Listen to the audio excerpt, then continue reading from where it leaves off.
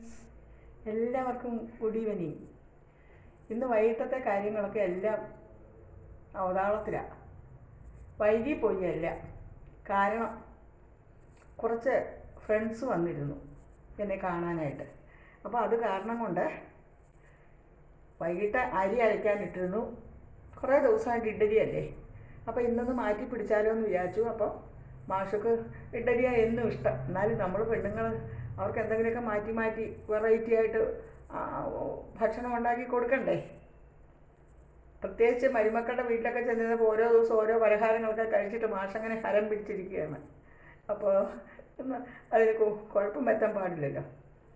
അങ്ങനെ ഫ്രണ്ട്സിനൊക്കെ അവരെയൊക്കെ പിന്നെ സ്വീകരിച്ച് കുറേ നേരം അവരുമായിട്ടൊക്കെ വർത്തമാനം പറഞ്ഞിരുന്നു. അവരൊക്കെ പിരിഞ്ഞു. അത് കഴിഞ്ഞിട്ട് എൻ്റെ റിലേറ്റീവ്സ് കുറച്ച് പേര് വന്നു. നാട്ടിൽ നിന്ന് വന്നവർ കുറച്ച് പേര് ഇവിടെ അവരുടെ റിലേറ്റീവ്സ് എന്നെപ്പോലുള്ളവരുണ്ട്, അവിടെ വന്നേച്ച് ഇങ്ങോട്ട് വന്നതാണ്. അങ്ങനെയൊക്കെ സമയം അങ്ങ് പോയി. പിന്നെ അങ്ങ് മടിയും പിടിച്ചു. പിന്നെ ഒരു ചെറിയ മഴയും ഉണ്ട് ഇവിടെ. അപ്പോൾ മാഷ് പറഞ്ഞിട്ട് നാളെ അരച്ചാൽ മതി എന്നൊക്കെ. നാളെ രാവിലെ കഞ്ഞി മതി, അപ്പോൾ എളുപ്പമാകുമല്ലോ, അരിക്കണ്ടെന്ന് പറഞ്ഞു. പിന്നെ കഞ്ഞി ആയാൽ പിന്നെ ഉച്ചയ്ക്ക് ചോറ്, രാവിലെ കഞ്ഞി ഉച്ചയ്ക്ക് ചോറ്. മാഷക്ക് നിർബന്ധമായിട്ട് വൈകിട്ട് കഞ്ഞി വേണം. ഈ 3 നേരവും ആകുമ്പോൾ അതൊരു മടുപ്പല്ലേ. അപ്പം ഞാൻ വിചാരിച്ചു ഇതും കൂടെ അങ്ങ് അരച്ചേക്കാന്ന്. സമയം അതിക്രമിച്ചിരിക്കുന്നു. വിളക്ക് വെച്ചു, നാമം ജപിച്ചു. അത് കഴിഞ്ഞ് വന്നിട്ട് ഇപ്പം മണി 7 ആയി. അപ്പോൾ അത് അരയ്ക്കാമെന്ന് വെച്ചു. എന്തൊക്കെയാണെന്ന് നോക്കൂ. രാവിലെ തന്നെ പച്ചരി വെള്ളത്തിലിട്ട് കുതിർന്നിരിക്കുകയാണ്. ഇതൊരു 2.5 ഗ്ലാസ് പച്ചരി കഴുകി വാരി ഊറ്റി വെച്ചിരിക്കുന്നതാണ്. ഊറ്റി വെച്ചിരിക്കുക, അല്ല വെള്ളമുണ്ട്, അല്ലെങ്കിൽ അതങ്ങ് വരണ്ടു പോലെ. ഇതാ വെള്ളമുണ്ട് കേട്ടോ.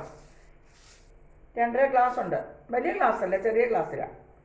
ആ 2.5 ഗ്ലാസ് പച്ചരി കുതിർത്തി വെച്ചിരിക്കുകയാണ്. ഇനി ഇതിനെയൊക്കെ ഇതാ ഒരു 1.5 മുടി നാളികേരമുണ്ട്. പച്ചത്തേങ്ങ, ഇന്ന് തേങ്ങ ഇട്ടു. തൊടിയിലോട്ട് അവിടെ ഒന്നും പോയില്ല, കഞ്ചിക്കോടൊന്നും പോയില്ല. പോകാറില്ല, ഒത്തിരി കാലമായി പോയിട്ട്. അതൊക്കെ നാട്ടുകാർക്ക് വേണ്ടിയുള്ളതാണ്. അപ്പോൾ നമ്മുടെ ഇവിടെ ഒരു 7-8 തെങ്ങുണ്ട്. നമ്മളിപ്പോൾ താമസിക്കുന്ന സ്ഥലത്ത്, നമ്മുടെ വീട്ടിൽ. അതിൽ ഇന്ന് തെങ്ങ് കയറാനായിട്ട് രവി വന്നിരുന്നു. അപ്പോൾ തേങ്ങ ഇടിച്ചു. തേങ്ങ 2 തെങ്ങയിലേ ഇടിച്ചുള്ളൂ. കുറച്ച് വരട് പോലെ കിടക്കുന്നു ഇവിടെ. ഇനി അതൊക്കെ മുളച്ച് പോവുകയുള്ളൂ. അപ്പോൾ പച്ചത്തേങ്ങായും ഉണ്ട്. അതിൻ്റെ വെള്ളം എടുത്ത് വെക്കാൻ രജനിയോട് പറയാൻ മറന്നുപോയി. വെള്ളം കൂടെ ഉണ്ടെങ്കിൽ നല്ല, വെള്ളത്തിൽ ഇത്തിരി പഞ്ചസാര ഇട്ട് വെച്ചാൽ പിന്നെ നമുക്ക് നല്ലോണം പൊന്തി കിട്ടും. ഞാൻ ഇതിലൊന്ന് ഈസ്റ്റും പിന്നെ ഉണ്ടല്ലേ ബേക്കിംഗ് സോഡ ഒന്നും ഞാൻ ചേർക്കുകയില്ല കേട്ടോ. നമ്മുടെ വീട്ടിൽ തന്നെ നമ്മൾ ഉണ്ടാക്കുമ്പം ഇതൊക്കെ കൂടെ വാരി ഇടേണ്ട കാര്യമില്ല. അപ്പോൾ ഇത് ഇനി ഒരു 1.5 തവി ചോറുണ്ട്. ഇതാ ഇത് 3 കൂടെ അരയ്ക്കും. അരച്ചിട്ട് ഇത് 2-3 പ്രാവശ്യം അരയ്ക്കാനുണ്ട് മിക്സിയിൽ. ഇത് 3 കൂടെ അരച്ചിട്ട് നമ്മൾ ലേശം ഉപ്പിട്ട് കലക്കിയോടെ വയ്ക്കും. വേറെ ഒന്നും ഇതിനകത്ത് ചെയ്യുന്നില്ല. രാവിലെ ആകുമ്പോഴത്തേക്ക് പാകത്തിന് പൊങ്ങിയിരിക്കും. ഇത് ഫ്രിഡ്ജിലൊന്നും എടുത്ത് വയ്ക്കാതെ ഇപ്പം അരയ്ക്കുന്നതല്ലേ, അതുകൊണ്ട്. നേരത്തെ ആണെങ്കിൽ പിന്നെ എടുത്ത് വയ്ക്കണം, അല്ലെങ്കിൽ പുളിച്ച് പോകും. അപ്പം നമുക്കൊന്ന് അരച്ചാലോ.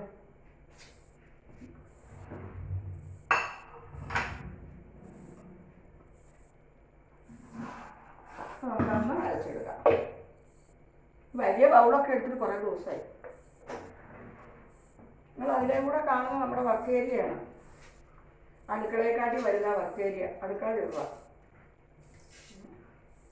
ഒരു 2 പ്രാവശ്യമായിട്ട് അരയ്ക്കാനുള്ളൂ കേട്ടോ. വലിയ ബൗളാണ്.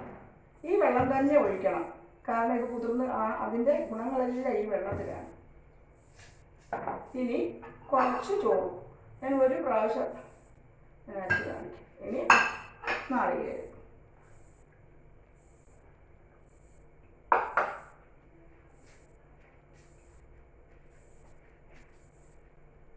അതങ്ങനെ അരച്ചെടുത്തിട്ട് ഇത് അരച്ചെടുത്തിട്ട് ഇത് 2 കൂടി അരയ്ക്കണം. 2 കൂടി അരച്ചിട്ട് നമ്മൾ 2 പ്രാവശ്യമായിട്ട് ഇത് അരച്ചെടുക്കണം.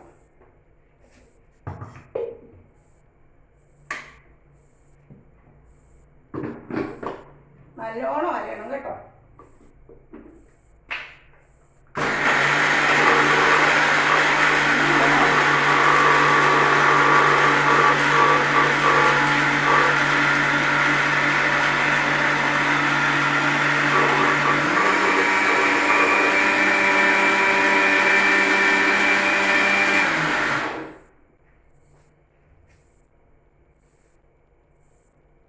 നല്ലോണം അങ്ങനെ 2 പ്രാവശ്യമായിട്ട് അത് അരയ്ക്കണം. അരച്ച് കഴിഞ്ഞിട്ട് നമ്മൾ ഇന്നിപ്പോൾ എല്ലാം കൂടെ അരയ്ക്കുന്നത് ഞാൻ കാണിക്കുന്നില്ല. 2 പ്രാവശ്യമായിട്ട് നമ്മൾ അരച്ചിട്ട് അത് ലേശം ഉപ്പിട്ട് കലക്കി അവിടെ വയ്ക്കണം.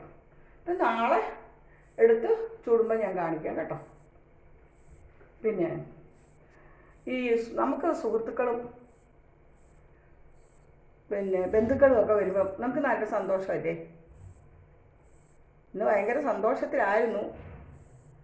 പക്ഷെ എല്ലാവരുമായിട്ടൊക്കെ വന്ന് ആനന്ദിച്ച് ആഹ്ലാദിച്ച് കഴിഞ്ഞപ്പം അരയ്ക്കാൻ പിന്നെ ഉള്ള ജോലിയൊക്കെ മടിച്ചു. ഇനിയും ചോറിരിക്കുന്നു. ഇതിനെ മാഷൊക്കെ കഞ്ഞിയാക്കണം. എനിക്ക് 2 ഗോതമ്പ് ദോശ ചുടണം. ഇതൊക്കെയാണ്.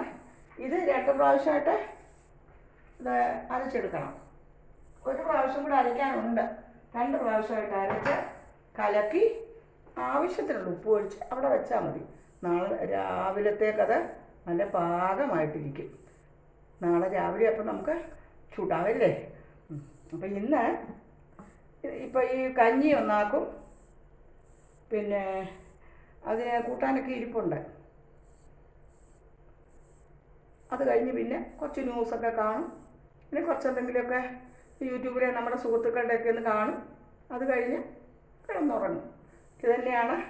അതിനിടെ പിള്ളേർ മക്കൾ വിളിക്കും, നമ്മൾ അങ്ങോട്ട് വിളിക്കും. ഇങ്ങനെയൊക്കെ ഓരോരോ ദിവസങ്ങൾ കഴിഞ്ഞു പോകുന്നു. നമ്മൾ ആക്റ്റീവായിട്ടിരുന്നെങ്കിലേ നമ്മൾ മുമ്പോട്ട് പോകുന്ന നമ്മുടെ മുൻപോട്ടുള്ള പാതയിലെ മുള്ളും കല്ലും മുള്ളും ഒക്കെ നിറഞ്ഞ പാതകളാണ് വാർദ്ധക്യമായ മുമ്പോട്ട്. നമ്മൾ അതിനെയൊക്കെ പുഷ്പങ്ങളാക്കി കണ്ട് മുമ്പോട്ട് പോകണം. നമ്മളൊരു മൂലയ്ക്ക് കിടന്നു പോയാൽ നമുക്കും വിഷമമാണ്, നമ്മുടെ മക്കൾക്കും വിഷമമാണ്. അതുകൊണ്ട് കിടന്നിടത്തും നമ്മൾ എഴുന്നേക്കാൻ ശ്രമിക്കണം. ഞാനിപ്പോൾ അങ്ങനെ ചെയ്തുകൊണ്ടിരിക്കുകയാണ്. ഞാൻ കിടന്നു പോയതല്ലേ, അവിടുന്ന് ഞാൻ എഴുന്നേറ്റു. ഞാൻ വിചാരിച്ചു ഒരുപാട് പേർക്ക് നിങ്ങൾക്കൊക്കെ മോട്ടിവേഷനൊക്കെ തരുന്നില്ലേ. എന്നോട് ഡോക്ടർ തന്നെ ചോദിച്ചു, ടീച്ചർ ഒരുപാട് പേർക്ക് മോട്ടിവേഷനൊക്കെ ഉള്ള ക്ലാസ്സൊക്കെ ഞാൻ കാണുന്നുണ്ട് എപ്പോഴേലും നേരമുള്ളപ്പം. അപ്പോൾ സെൽഫ് മോട്ടിവേഷൻ കൂടെ ആകണം എന്ന് പറഞ്ഞു. അപ്പോൾ അതനുസരിച്ച് ഞാനിപ്പോൾ സെൽഫ് മോട്ടിവേഷനാണ്. അതായത് ഒന്നാമത് കുട്ടികളുടെ അടുത്ത് പോയി അവിടെയൊക്കെ നല്ല സന്തോഷകരമായിട്ട് അടിച്ചു പൊളിച്ച് നടന്നപ്പോൾ എൻ്റെ ബുദ്ധിമുട്ടുകളൊക്കെ അങ്ങ് മാറി. ഞാൻ എല്ലാവരും ചടപടാന്ന് ഓടി നടക്കുന്ന ഒരാളായിരുന്നു. ഒരു 2-3 മാസം ആയുള്ളല്ലോ ഞാൻ വീണ് പോയിട്ട് അവിടെ അങ്ങ് കിടന്നുരുണ്ടത്. ഇനി അങ്ങനെ വിട്ടുകൊടുക്കാൻ തയ്യാറില്ല. ഭഗവാൻ്റെ നിയോഗം പോലെ കാര്യങ്ങൾ നടക്കുമെങ്കിലും അപ്പോൾ അതുകൊണ്ട് നിങ്ങൾ പ്രായമായവരോടൊക്കെ എന്നെപ്പോലെ 76ഉം 80ഉം ഒക്കെ ആയവരോടാണ് ഞാൻ പറയുന്നത്. നിങ്ങൾ വീണർത്ത് കിടന്ന് ഉരുളരുത്. വീണർത്തുനിന്ന് പൊങ്ങാൻ ശ്രമിക്കണം. കുട്ടികളെക്ക് ബുദ്ധിമുട്ടുണ്ടാക്കി കൊടുക്കരുത്. നമുക്കും ബുദ്ധിമുട്ടുണ്ടാക്കരുത്. ഉരയ്ക്കാൻ പലര് കാണും, കുടിക്കാൻ രോഗിയല്ലേ ഉള്ളൂ. മരുന്ന് ഉരച്ച് തരാനും എടുത്തു തരാനും ഒക്കെ നമുക്ക് മക്കളും മരുമക്കളും പേരമക്കളും ഒക്കെ കാണും. പക്ഷേ അത് കുടിക്കേണ്ടത് നമ്മൾ തന്നെയല്ലേ. എത്ര കയ്പുള്ള മരുന്നായാലും നമ്മളത് കുടിക്കണം. അപ്പോൾ അതുകൊണ്ട് നമ്മൾ അതിനുള്ള അവസരമൊന്നും ഒരുപാട് ഉണ്ടാക്കാതെ എല്ലാ കാര്യങ്ങളും ഉണർവോടെ ഉത്സാഹത്തോടെ ചെയ്യണം.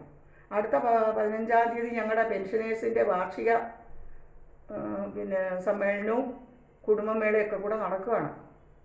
അതിലെന്തെങ്കിലുമൊക്കെ കവിതയോ പാട്ടോ ഒക്കെ നടത്തണം. ഇത് വലിയ പാട്ടുമൊന്നുമല്ല, പക്ഷേ എന്നെപ്പോലുള്ളവർക്കൊരു ഉണർവ്. നമ്മൾ പാട്ടൊന്നും പഠിച്ചിട്ടില്ലല്ലോ. നമുക്കാകുന്ന പോലെ ഇപ്പം നമുക്ക് അവതരിപ്പിക്കാനുള്ള ഒരു മേഖല എന്ന് പറഞ്ഞാൽ നമ്മുടെ ചാനലും നമ്മുടെ പെൻഷൻ യൂണിറ്റുമേ ഉള്ളൂ അല്ലേ. അപ്പോൾ അവിടെയൊക്കെ നമുക്കാകുന്നതൊക്കെ അവരത് ഇഷ്ടത്തോടെ കാണുന്നുമുണ്ട് കേൾക്കുന്നുമുണ്ട്. നിങ്ങളൊക്കെ ടീച്ചർ പാട്ടൊന്നും പഠിക്കാത്ത ആളാണ്, 4 വരിയൊക്കെ കവിതയും പാട്ടുമൊക്കെ പാടുമ്പോൾ നിങ്ങൾ ഇഷ്ടത്തോടെ കേൾക്കുന്നില്ലേ എന്ന പോലെ. അപ്പോൾ ഞാൻ ബാക്കി അരി കൂടെ അരച്ചെടുക്കട്ടെ. നിങ്ങളെല്ലാവരും ഇത്രയും നേരം എന്നെ ശ്രദ്ധിച്ചുവല്ലോ. അപ്പോൾ ഇതെന്തൊക്കെയാണെന്ന് ഞാൻ ഒന്നുകൂടെ പറയാം. 2.5 ഗ്ലാസ്, ചെറിയ ഗ്ലാസ്സിന് 2.5 ഗ്ലാസ് പച്ചരി രാവിലെ തന്നെ കഴുകി വാരി കുതിരാൻ വീണ്ടും വെള്ളത്തിലിട്ട് വെച്ചു. ഒരു 4 പ്രാവശ്യം കഴുകി അതിന് ശേഷം നികത്ത വെള്ളത്തിൽ ഇട്ട് വെച്ചു. ഇപ്പം നേരത്തെ ആയില്ലേ, ഞാൻ 10 മണിക്ക് ഇട്ടതാണ്. 4 മണിയോടുകൂടി അരച്ചെടുക്കണം എന്ന് വെച്ചായിരുന്നു. അന്നേരം ഗസ്റ്റൊക്കെ വന്നത്. അപ്പോൾ ഒരു മൂടി തേങ്ങ അതിൻ്റെ കൂടെ, ഒരു മൂടി നാളികേരം അതിൻ്റെ കൂടെ, ഒരു 1.5 തവി ചോറ്, ഇത്രയും കൂടെ നല്ല വൃത്തിയായിട്ട് അരച്ച് മഷി പോലെ അരയണം, നന്നായിട്ട് അരയണം.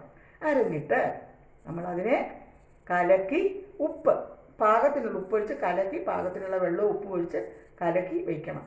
അടച്ചവിടെ വയ്ക്കുക.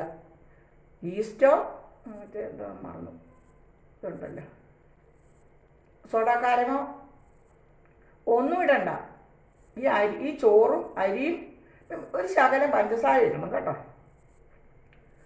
ഞാൻ പഞ്ചസാര ഇടുന്നില്ല, എനിക്കും 2 കഴിക്കണ്ടേ. അപ്പം എനിക്ക് 2 ചുട്ടെടുത്ത് വെച്ച് നാളെ മാഷിന് പഞ്ചസാര ഇട്ട് കലക്കും. അപ്പോൾ നിങ്ങൾ വല്ല പൂ പോലെ ആകണമെന്നുണ്ട് ഇത്തിരി ബേക്കിംഗ് സോഡ ഇടാം, അത്രയേ ഉള്ളൂ. അതുകൊണ്ട് കുഴപ്പമൊന്നുമില്ല. അപ്പോൾ അങ്ങനെ അരച്ച് പാകപ്പെടുത്തി കലക്കി ഞാനിപ്പോൾ ഇവിടെ വയ്ക്കും. നാളെ രാവിലെ നമുക്ക് അപ്പം ചുടുമ്പോൾ കാണാം അല്ലേ. അപ്പോൾ എല്ലാവരും ഇത്രയും നേരം എന്നെ കണ്ടുകൊണ്ടിരുന്നില്ലേ. നിങ്ങൾക്ക് എൻ്റെ സായാഹ്ന വർത്തമാനങ്ങൾ, വൈകിട്ടത്തെ വർത്തമാനങ്ങളൊക്കെ ഇഷ്ടമായി കാണുമല്ലോ. അപ്പോൾ എല്ലാവർക്കും എൻ്റെ ഒരു വിനീത നമസ്കാരവും എൻ്റെ സ്നേഹവും ഞാൻ നിങ്ങൾക്ക് പകർന്നു തരുന്നു. എൻ്റെ വാത്സല്യം നിങ്ങളെ ഞാൻ അറിയിക്കുന്നു. നിങ്ങളോട് എല്ലാവരോടും ഞാൻ എൻ്റെ പ്രാർത്ഥനകൾ അറിയിക്കുന്നു. നിങ്ങളുടെ സരസ്വതി ടീച്ചർ, സരസ്വതി സരയു. ലോകാ സമസ്ത സുഖിനോ ഭവന്തു. Good night.